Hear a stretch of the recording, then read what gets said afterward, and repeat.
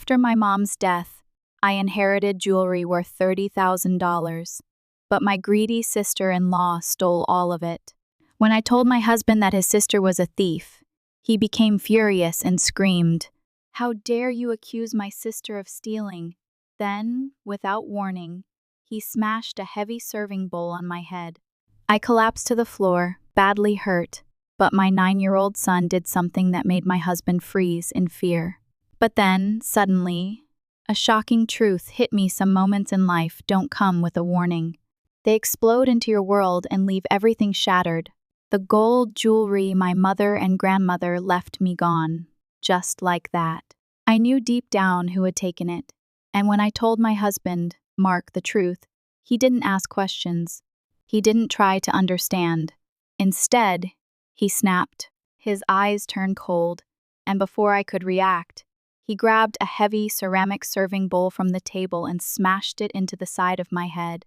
The pain was instant. I collapsed to the floor, dizzy, bleeding, unable to move. But just when I thought everything was slipping away, my son did something that stunned me even more than the attack itself. My name is Emily, and I'm 34 years old. If someone had told me 5 years ago that my life would spiral into fear, betrayal, and broken trust, I might have laughed. Back then, I was a hopeful young mother, deeply in love with my husband, Mark. I believed in the strength of family, the power of forgiveness, and the idea that love could overcome anything. But reality has a way of revealing truths we try so hard to ignore. Today, I live in Brookhaven with my 2 children. Sophie, my 15-year-old daughter, full of teenage energy and rebellion, and Ethan, my sweet, observant 9-year-old son, who carries more maturity in his small frame than most adults I know. I work as a receptionist at a local dental clinic, managing calls, patients, and paperwork with a polite smile, even on days when my heart feels like it's cracking underneath. To anyone looking from the outside, we might seem like an average family trying to make ends meet, but inside our home, something darker had taken root, something that grew slowly, quietly, until it became impossible to ignore. Mark, my husband, is 38. When we first met, he was charming, ambitious, and full of promises. We got married young, moved into a small house in Brookhaven, and built a life that seemed picture perfect on the surface. But with time, the man I loved started changing. The charm faded, replaced by cold stares and sharp words. His ambition twisted into resentment, mostly aimed at me. He began criticizing everything I did, the way I folded the laundry, the meals I cooked, the tone I used when speaking to the kids. It was like walking on broken glass, always trying not to cut myself. I told myself he was just stressed, that things would go back to how they were, but they didn't. They only got worse. Sophie, our daughter, has always been headstrong and fiercely independent. She questions everything, and lately, her tone has carried an edge that mirrors her father's. I worry about her more than she knows. Ethan, on the other hand, is soft-spoken and deeply sensitive. He notices everything: my forced smiles, the tension in the air, and the tears I try to hide. Despite the cracks forming in our family, I kept moving forward. I worked, cooked, cleaned, and did everything I could to protect my children from the growing storm. But one thing I held on to tightly, both emotionally and literally, was the gold jewelry my late mother and grandmother passed down to me. It wasn't just valuable, it was sacred, a connection to the strong women I came from. I kept it locked in a wooden box in my closet, hidden beneath old blankets. It was meant for Sophie and Ethan one day, a part of their legacy. I never imagined that sacred box would become the trigger for the most terrifying night of my life. It was a Thursday evening, and I had just returned home from work. My feet ached, and my mind was clouded with the usual exhaustion. The sun was setting outside, casting golden light across the living room where Sophie sat on the couch, scrolling through her phone, and Ethan was quietly drawing in his sketchbook on the floor. Mark hadn't come home yet, but his sister, Lisa, was visiting, as she often did lately. She was in the kitchen, sipping coffee like she owned the place, casually browsing through her phone. Lisa had always been entitled, but over the past few weeks, her presence had become more frequent and more invasive. She never offered to help, criticized everything from my cooking to my parenting, and treated the house like her personal lounge. After putting my bag away, I went to the bedroom to grab a small amount of cash I'd tucked away in the jewelry box. We needed groceries for the weekend, and I remembered placing a few emergency bills there, just in case. But the moment I opened the closet, my heart stopped. The blankets were shifted, the box wasn't in its usual position. I dug deeper, and when I finally pulled it out and opened the lid, it was empty. Every single piece of heirloom gold jewelry was gone. The thick bangles with floral engravings, the 22K gold necklace shaped like a blooming flower, the ruby stone earrings, the bracelet with Sophie and Ethan's initials, the engraved ring passed down from my grandmother, all gone. A wave of panic hit me. My hands trembled as I pulled out clothes and scanned the closet, praying I had just moved them and forgotten. But deep down, I knew the truth. Someone had stolen them, and only one person had been inside this house recently who had no respect for boundaries, Lisa. My stomach twisted. I stood frozen for a moment, trying to steady my breath. The jewelry wasn't just worth $30,000. It was part of my identity, my family story, and a gift I wanted my children to treasure long after I was gone. My blood was boiling, but I knew I had to approach this carefully. Mark could be volatile when it came to Lisa, and any mention of her wrongdoing had always led to defensiveness or, worse, rage. Still, I couldn't let this go. I had to say something. Mark walked in just after dinner, his tie loosened and his face tight with irritation. He dropped his keys on the table like always, barely greeting anyone as he passed through the living room and into the kitchen, where Lisa was still lounging casually. The moment felt heavy, but I knew I couldn't wait. My hands were cold, and my heart pounded in my chest. "Mark," I said, trying to keep my voice steady, "I need to talk to you. It's important."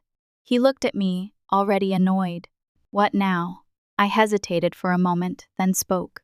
"My jewelry box is empty.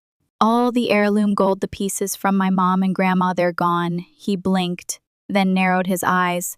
"What are you saying?" "I think Lisa took them," I said. My voice cracked slightly, but I forced myself to hold his gaze. "No one else has been in our room. I saw her wearing my ring last week. I didn't think much of it then, but now it's all missing." I can't stay silent. The kitchen fell completely silent.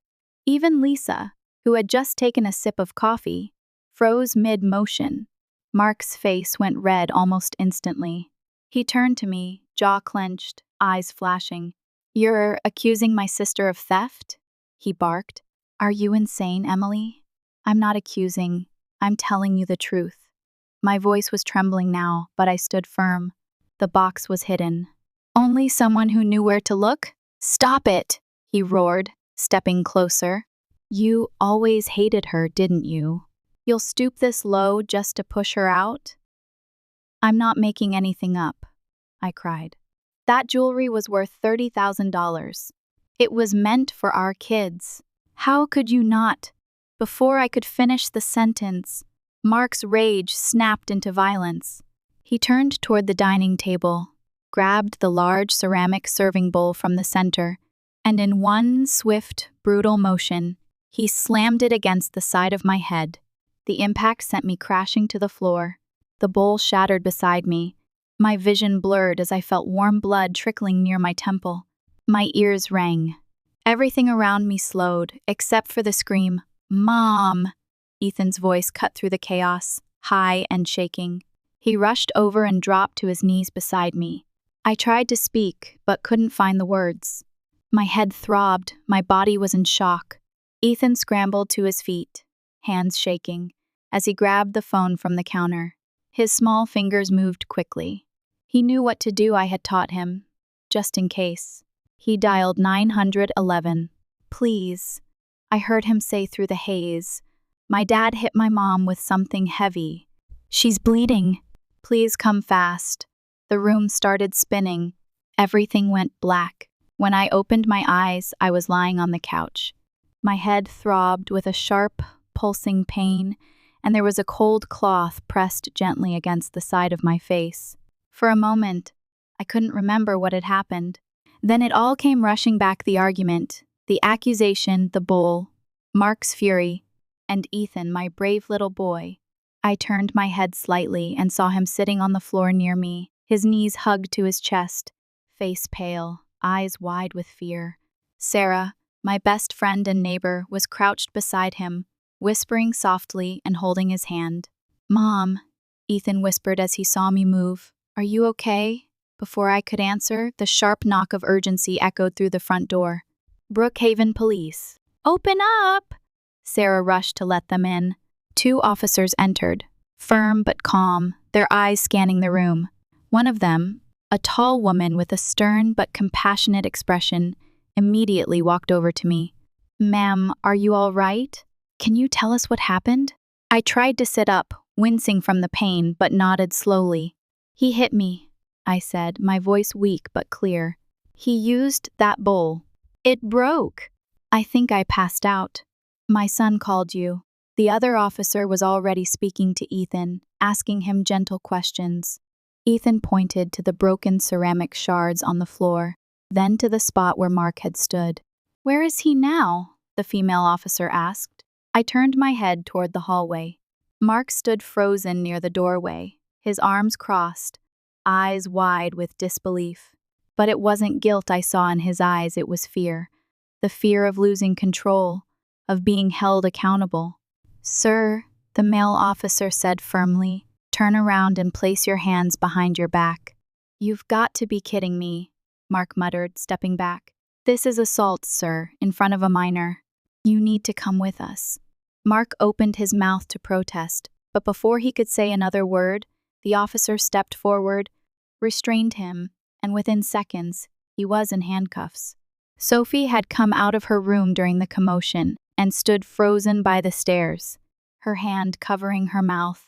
Her eyes met mine, full of confusion and pain. I reached out to her. "It's over," I whispered. Mark was led out of the house, as neighbors peeked through their blinds, sirens flashing outside. For the first time in years, I felt a crack of air push through the weight on my chest. Ethan sat beside me, holding my hand tightly. Sarah stroked his back, tears in her eyes. "You are so brave," she whispered to him. "You did the right thing." And he did. Because of him, we were finally safe. After the police took Mark away in handcuffs, the house was still, but my head throbbed with a deep, pulsing pain. Sarah helped me stand, supporting me gently as I swayed slightly. The ceramic bowl had done more than just hurt. It had rattled something inside me. I could feel the swelling building near my temple, and every step made the pounding worse. "You need to go to the hospital," Sarah said firmly. "You're bleeding and might have a concussion." I nodded slowly. My kids were shaken but safe. Now it was my turn to take care of myself for once. Sarah drove me to Brookhaven General Hospital. I sat in the passenger seat in silence, holding an ice pack against my head, my mind swimming with everything that had happened: the flashing lights, Ethan's frightened voice, Mark's rage, the broken bowl. At the ER, I was taken in quickly. A nurse asked me a series of questions: how I got the injury, how long I was unconscious, if I had any dizziness or vomiting.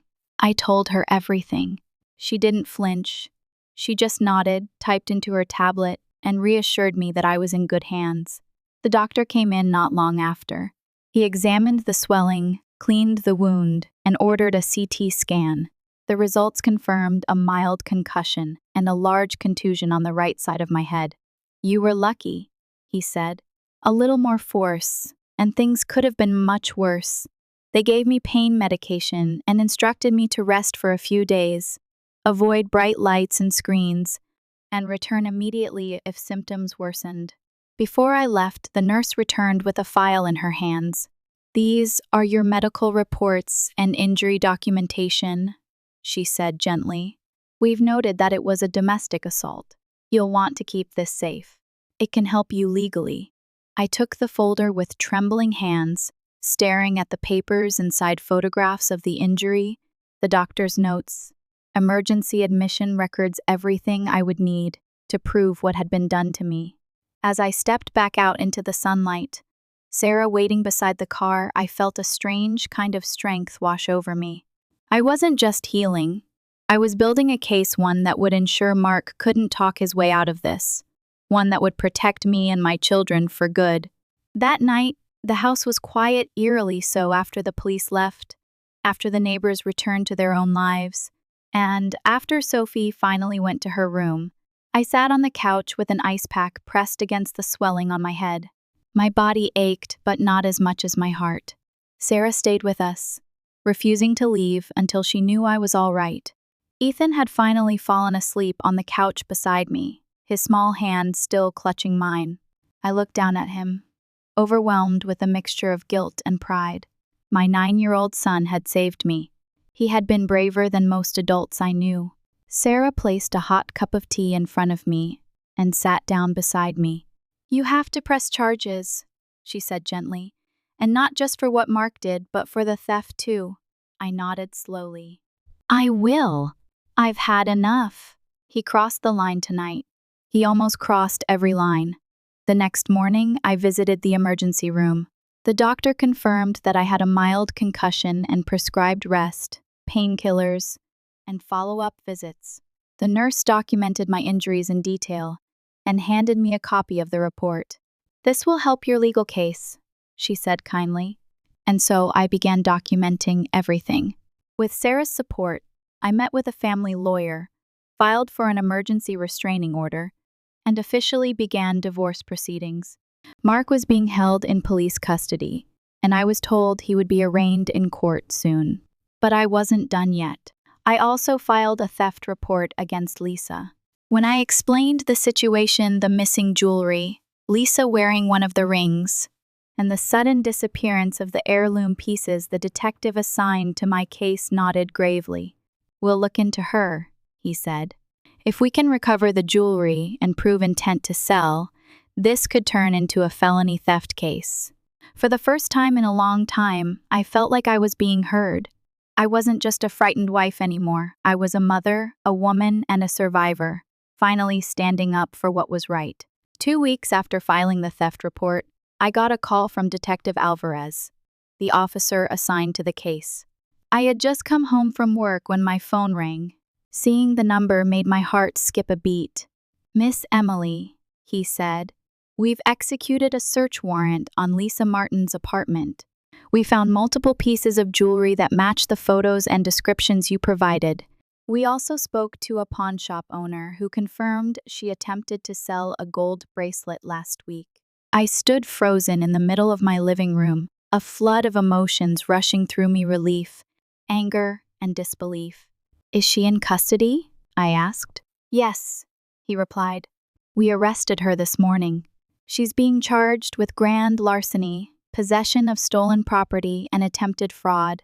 Given the value of the items, $30,000, and the deliberate effort to sell them, this qualifies as a Class C felony. The case is moving forward." Later that week, I visited the police station to identify and reclaim my jewelry. The moment I saw the thick bangles, my mother's necklace, the ruby earrings, the gold bracelet with Sophie and Ethan's initials, I burst into tears. These weren't just items, they were memories, love, my legacy. Detective Alvarez handed me the release form. "You'll be getting all of it back," he said. "We're holding her accountable in court." Lisa sat expressionless in the defendant's chair. Her lawyer argued for leniency, claiming it was a moment of desperation, but the judge didn't flinch. For theft exceeding $30,000, the judge declared, and an attempt to unlawfully profit from family heirlooms, Lisa Martin is sentenced to 2 years in state prison with mandatory restitution to the victim and a felony theft record permanently attached to her name. She would serve real time, no probation, no house arrest, just the cold reality of her actions.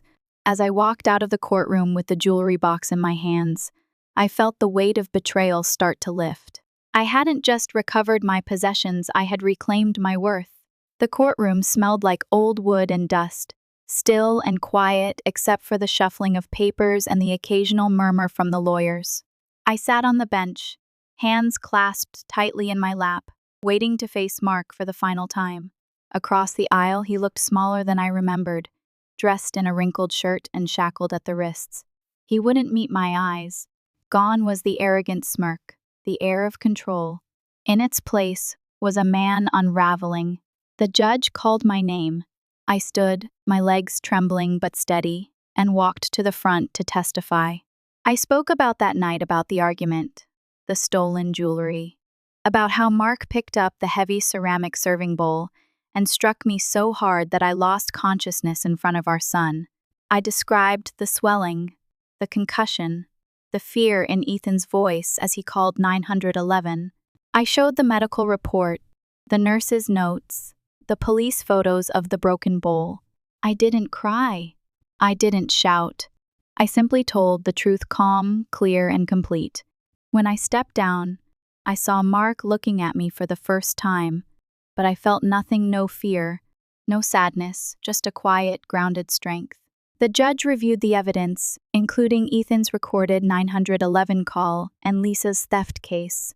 After a brief deliberation, he delivered a sentence that gave me chills. Mark Martin is hereby sentenced to 5 years in state prison for aggravated assault in the presence of a minor, domestic violence, and endangering the welfare of his children. He will serve time without early release, followed by mandatory rehabilitation programs and a permanent restraining order preventing him from contacting Emily or the children ever again. Mark's head dropped. There was no protest this time, no arrogance, just silence. Later that day, I signed the final divorce papers. After years of fear and pain, Mark was no longer part of our lives, not in body, not in name, not in power. I walked out of the courthouse with my head high and my children waiting for me. The chains were broken, and justice real. Firm justice had finally been served. The house felt different now, not quieter, but freer. The shadows that once clung to every corner, the fear, the tension, the constant walking on eggshells had lifted. In their place was light and space to breathe. The kind of peace I had nearly forgotten existed. Sophie was coming back to herself. The defensiveness in her tone was softening, and her late-night silence was replaced by quiet music or the tapping of her fingers as she did her homework. Sometimes she'd sit beside me, head resting on my shoulder, just like she used to when she was little. Ethan, my brave, beautiful boy, had become even more thoughtful. He asked more questions now, not out of fear, but curiosity about safety, about families, about truth. He still slept close to me sometimes, and I never said no. I owed him more than I could ever repay. And me? I was healing. Every morning, I looked in the mirror and saw a woman who had survived not just an attack, but years of emotional erosion. I had found my voice again, and with it, I discovered a strength I didn't know I had. Sarah stood by my side through it all, helping with court documents, bringing over dinner when I was too drained to cook, and holding my hand through moments when the weight of everything threatened to pull me down again. One evening, we sat together on my back porch, watching the sun dip below the rooftops. "I can't believe it's really over," I said quietly. "It's not over," Sarah smiled. "It's just beginning. Now you get to write the life you deserve." I nodded, holding a warm cup of tea in my hands. She was right. The future still held uncertainty, but for the first time, I wasn't afraid of it. I was free. I was safe, and I was no longer alone. My name is Emily. I'm 34 years old. I was silenced. I was broken. But I rose. I fought. I healed. And now I'm finally whole. Thank you for staying with me until the end of my story. If my journey touched your heart or reminded you that you're not alone in your struggles, please don't forget to like, comment, and subscribe to this channel. Your support means the world to me, and it helps others find these stories of strength, healing, and hope. I'm Emily, and I survived. And if I can, so can you.